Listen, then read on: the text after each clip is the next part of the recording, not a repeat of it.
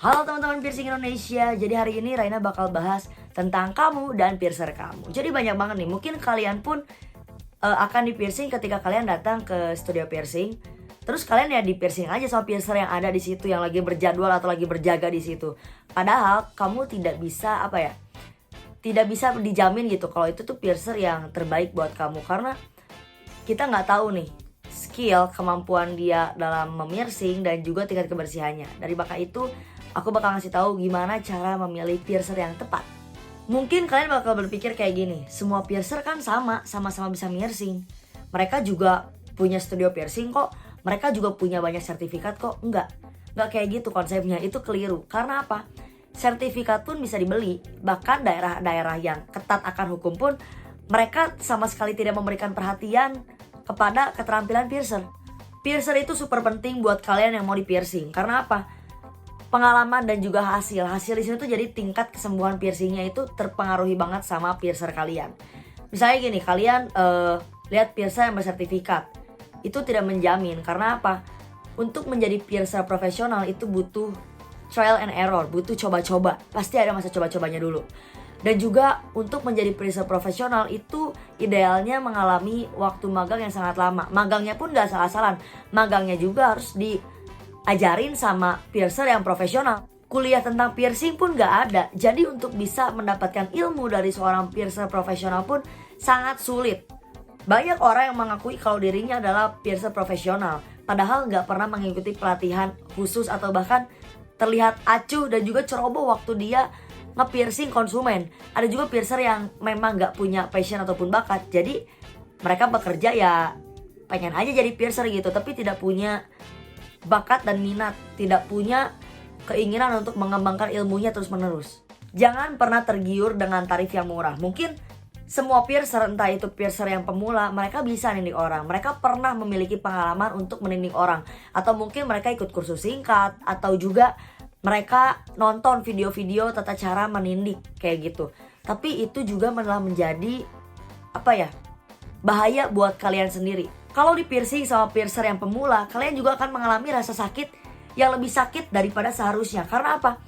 Para pemula juga gak tahu gitu ukuran atau gaya perhiasan yang terbaik untuk diri kamu.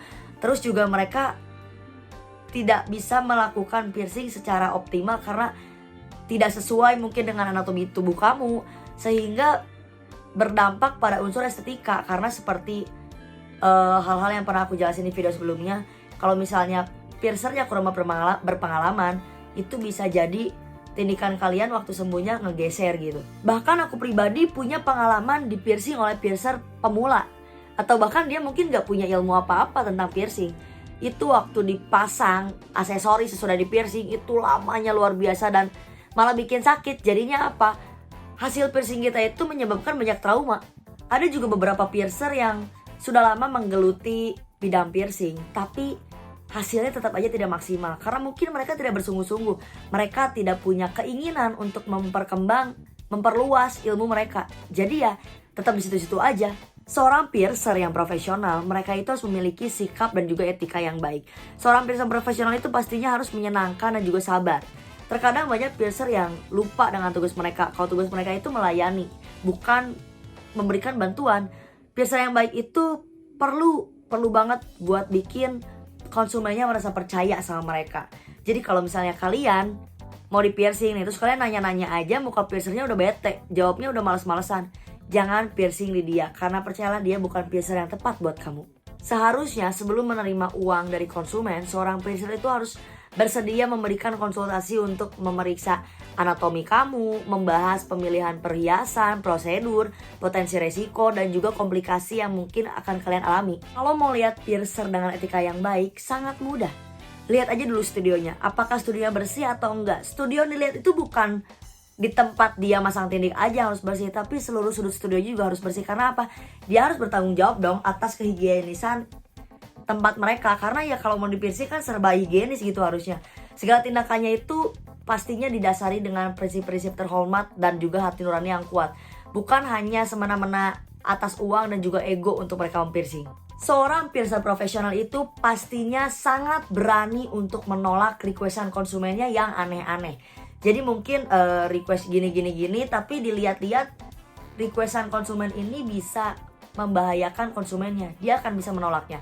Karena apa? Dia mempiercing itu dengan hati nurani, dengan memang ingin nge-piercing, memang senang dengan prinsip-prinsip terhormat tadi, bukan karena mengandalkan ego ataupun uang, bukan demi uang doang gitu. Jadi kalau misalnya kalian nemuin piercer yang mampu menolak requestan kamu yang aneh-aneh, kamu harus datangin lagi ke dia, karena dia adalah piercer yang sangat cocok untuk kamu datangi kembali pada situasi yang tepat nanti. Kalian itu punya hak untuk memeriksa lingkungan studio dan memastikan kalau kondisi itu bebas dari mikroorganisme yang menyebabkan penyakit, yang sesuai dengan praktik yang higienis sebelum seseorang itu bisa mulai mempiercing kulit kamu. Jika memungkinkan, kalian sangat diperbolehkan kok datang dulu untuk kunjungan awal, baru besoknya di piercing. Untuk apa? Untuk menghilangkan kegugupan dan juga keraguan kamu, begitu. Singkatnya, aku punya list yang bisa jadikan kamu standar penilaian apakah ini tempat piercing yang baik untuk kamu atau enggak. Yang pertama, mereka pasti memajang lisensi ataupun sertifikat hasil pelatihan piercing mereka. Yang kedua, mereka itu pasti memiliki pilihan untuk perhiasan tubuh. Studio yang hanya menyediakan beberapa macam style atau ukuran tidak akan dapat memenuhi beragam kebutuhan dan juga berbagai macam anatomi manusia. Yang ketiga, kebersihan ruangan menyeluruh. Jadi setiap sudutnya itu harus kinclong, harus bersih. Jangan bersih di tempat pendidikannya aja, tapi harus seluruh studio yang bersih. Terus mereka juga pastinya nggak akan boleh ngerokok ataupun melakukan minum-minum alkohol di studio. Udah gitu, jika studio mempunyai kebijakan mengizinkan kalian untuk mencoba perhiasan, tinggalin studio itu.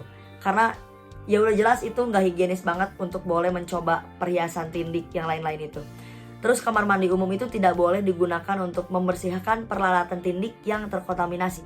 Mereka juga pasti punya wastafel khusus piercer. Udah gitu juga mereka nggak bisa ya itu di wastafel pakai anduk yang bisa berkali-kali dipakai. Biasanya mereka pastinya pakai tisu ataupun pakai pengering udara, jadi nggak kotor gitu kan. Udah gitu mereka juga pastinya punya ruangan terpisah untuk melakukan piercing. Kalau misalnya tempat piercing kalian disatuin sama tempat buat nato ataupun tempat cukur, ingat ruangan piercingnya itu mesti satu dan juga private, harus itu aja dipakai buat piercing. Terus mereka juga harus punya ruang sterilisasi, jadi ruang-ruangan yang diperuntukkan untuk menyimpan peralatan piercing agar higienis.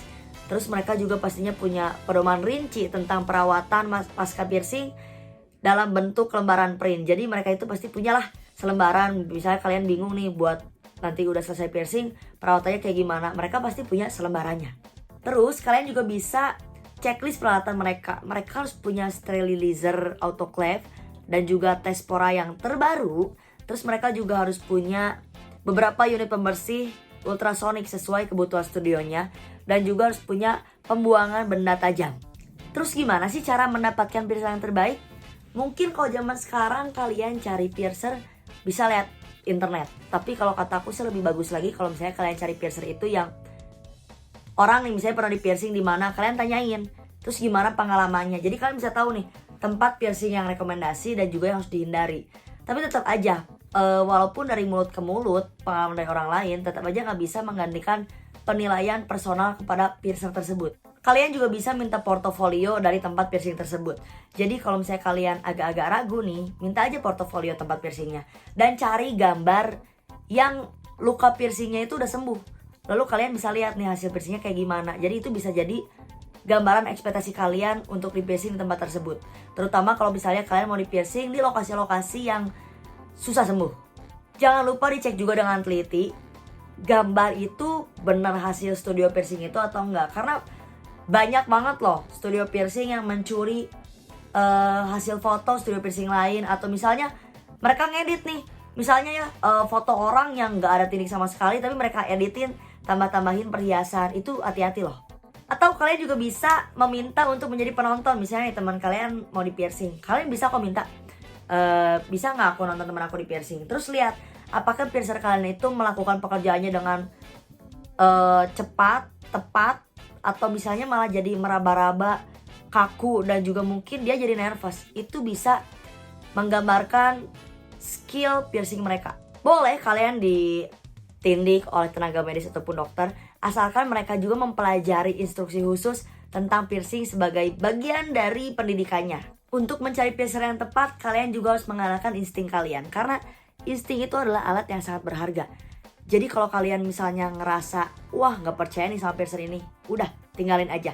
Tapi kalian juga harus bedain di mana rasa khawatir saat mau di piercing, itu rasa khawatir yang normal, dengan rasa tidak percaya. Itulah kenapa betapa pentingnya ketika kalian mau melakukan piercing, lebih baik sehari sebelumnya kalian datang dulu ke studio piercing untuk melihat situasi dan kondisinya. Ada beberapa peringatan yang harus kalian awasi kalau misalnya piercer kalian itu membuat kalian tidak nyaman. Terus kalau piercer kalian itu menyentuh peralatan yang harusnya steril tapi gak pakai sarung tangan. Terus kalau kalian misalnya piercer kalian juga melakukan tes spora terbaru atau tidak tahu menahu gitu tentang tes spora itu apa. Terus kalau misalnya piercer dan staff lainnya melakukan sindiran seksual, kayak misalnya agak-agak ngelecehin nih, gak asik nih bercandanya, walaupun mereka sebut itu bercanda, tapi mending gak usah. Terus kalau misalnya piercer kalian mengeluarkan aroma minuman keras atau mengizinkan orang-orang di dalam studio untuk meminum minuman keras, itu juga jangan. Piercer yang benar-benar hebat memang sangat langka. Mungkin kalau kalian hoki ada di sekitaran lingkungan kalian piercer yang benar-benar handal. Tapi mungkin kalau kalian yang kurang hoki, piercer yang handalnya itu mungkin ada di beda kota atau bahkan beda provinsi.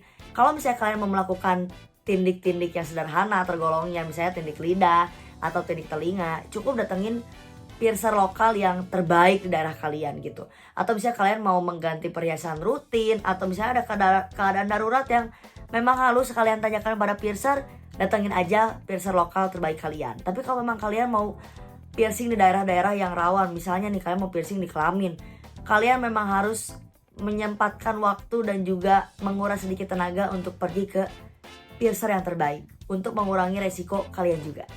Intinya piercer yang baik itu bisa menjadi sumber rujukan dan juga inspirasi kalian. Tapi kalau kalian dapat piercer yang buruk, mungkin kalian bisa merasa menderita. Karena apa? Udah infeksi, pemasangannya juga lama dan malah bikin sakit. Jadi jangan berpuas hati dengan praktisi yang kurang kompeten. Menindik itu harus sabar. Kalian harus sabar kalau misalnya mau ditindik. Terus kalian juga harus benar-benar memikirkan piercer mana nih yang tepat yang bisa bikin kalian nyaman. Karena kalau misalnya kalian mendapatkan piercer yang baik, yang hebat, yang handal, malah pengalaman piercing kalian itu bisa menjadi sangat menyenangkan. Sekian informasi yang bisa aku bagikan untuk kalian biar bisa mencari piercer yang tepat buat kamu nih. Biar gak salah pilih piercer. Semoga bermanfaat dan see you!